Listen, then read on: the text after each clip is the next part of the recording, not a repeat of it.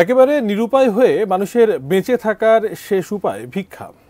তিন কুলে যার দায়িত্ব নেবার কেউ নেই, তেমন দরিদ্র অসহায় বয়স্ক মানুষেরাই নামেন ভিক্ষায়। মানুষ ভিক্ষুকদের অসহায়ত্ব দেখে তাদের সাহায্য করে, তবে যারা ভিক্ষা করেন তাদের সবাই যে অসহায় তেমনটা কিন্তু নয়। সম্প্রতি এমন এক ভিক্ষুকের সন্ধান পাওয়া গেল, যিনি ভিক্ষার নামে প্রতারণা করে আসছেন মানুষের সঙ্গে। বিস্তারিত নরসিংদী প্রতিনিধি তথ্যচিত্রে সহকর্মী সাইমুম প্রভার প্রতিবেদনে। আমি যদি ভিক্ষা না করি ভাইয়া, কাম না করতে হয়, দূরে দূরে মারে, আমার একটা বাচ্চা লইয়া আমি ভিক্ষা করি পারি না ভাইয়া, ভিক্ষা করি। নাম তার ফুলমতি। ভাইয়ের অসুস্থতার রঙিন ছবি বুকে নিয়ে করছেন ভিক্ষা। তবে তিনি প্রকৃত ভিক্ষুক নন। জানা যায় মানুষের সঙ্গে ভিক্ষার নামে করছেন প্রতারণা। তার চাচা তাকে ভিক্ষা করতে বাধ্য করেছেন বলেও জানান এই ভিক্ষুক। নরসিংদী সদর উপজেলার মাধবদী পৌর এলাকায় ভিক্ষা করেন এই ফুলমতি। আমার নাম ফুলমতি, আমার বাড়ি জামালপুর কাকা। আমি সৈয়দনগর, তাই আমার চাচা আমার জোর করে ভিক্ষা করে। আমার বাপ নাই, কে তিনটে বোন। ঘটনার অনুসন্ধানে আরও একজনের খোঁজ পাওয়া যায়, যার নাম আসমা বেগম। তার স্বামী বিয়ে করেছেন মোট ৮টা এবং সব স্ত্রীদের দিয়েই করান ভিক্ষা। ভিক্ষা করতে অসম্মতি জানালে তাদের উপর চালানো হয় শারীরিক নির্যাতন। আর এজন্যই বাধ্য হয়ে এক শিশু সন্তান নিয়ে ভিক্ষার নামে মানুষের সঙ্গে প্রতারণা করে আসছেন আসমা বেগম। ভাইয়া স্বার্থী করছে ভাইয়া, আমি যদি ভিক্ষা না করি ভাইয়া, কাম না করতে হয়, দূরে দূরে মারে, আমার একটা বাচ্চা লইয়া আমি ভিক্ষা করি পারি না ভাইয়া, ভিক্ষা করতে সহ্য হয় না ভাইয়া, এইসব ভাইয়া কষ্ট লাগে, অনেক কষ্ট লাগে।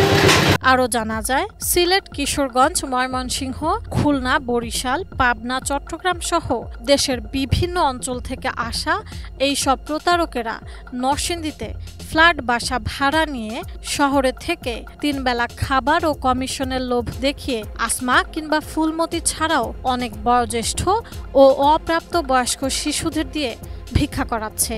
নরসিংদী জেলার সদর, মাধবদী, পাঁচদোনা, শেকেরচর, বাবুরহাট এলাকায় এই সব প্রতারকদের বিচরণ বেশি দেখা যায়। পুরো নরসিংদী অঞ্চলে ভিক্ষাবৃত্তি বিরাট সমস্যার মধ্যে আছে। রাস্তাঘাটে দেখা যাচ্ছে যে অসংখ্য ভিক্ষুক, আপনি বাজার করতে আসলেন তো আপনার পিছনে দিয়ে টানতেছে, অথচ দেখা যাচ্ছে যে যারা ভিক্ষা পাওয়ার যোগ্য না তারাই ভিক্ষা করতেছে।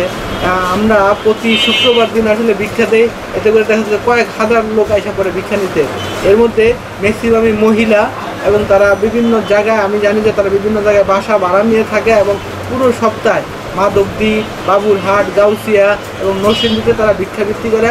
এবং ভিক্ষাবৃত্তি করে আমরা বিভিন্ন সময় বিভিন্ন চ্যানেলে দেখেছি, রিপোর্ট দেখেছি যে ভিক্ষাবৃত্তি গাড়ি দিয়ে এসে ভিক্ষাবৃত্তি করে। তো আমাদের মাধবদীতে অবস্থা একই রকমই প্রায় বলা চলে, যে তারা 7-8 হাজার টাকা বাসা ভাড়া দিয়ে ফ্ল্যাট বাসায় থেকেও ভিক্ষাবৃত্তি করে। এবং অনেক যারা কর্মক্ষম ব্যক্তিরা, নারীরা এই ভিক্ষাবৃত্তি ব্যবসার সাথে জড়িত, যেটা লজ্জাজনক বিষয়। এখানে বিভিন্ন এলাকা থেকে বিভিন্ন শ্রমিকের পাশাপাশি ভিক্ষুক শ্রেণীর লোকজনেরও একটা আগমন ঘটে। কিন্তু এই আগমনের সাথে আমাদের চোখে যেটা বিরূপ প্রতিক্রিয়ার সৃষ্টি করে, সেটা হলো যারা অরিজিনালি গরিব অথবা দুঃখী বা কাঙ্গাল আছে, তাদের পরিবর্তে এক ধরনের ব্যবসায়িক ভিক্ষুক শ্রেণীর প্রাদুর্ভাবে পুরা মাধবদীবাসী অনেকটা অতিষ্ঠ অবস্থায় আছে। দিন দিন ভিক্ষার যে প্রতারণা, এটা বেড়ে চলতেছে। ভিক্ষার নামে এক ধরনের ব্যবসা দেখা গেছে, যেখানে ইয়াং মেয়েরা, ইয়াং ছেলেরা এসে ভিক্ষা করে।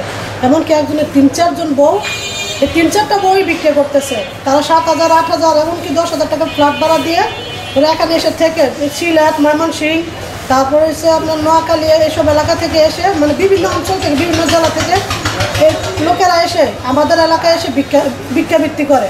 সাইমুম প্রভা, এটিএন নিউজ।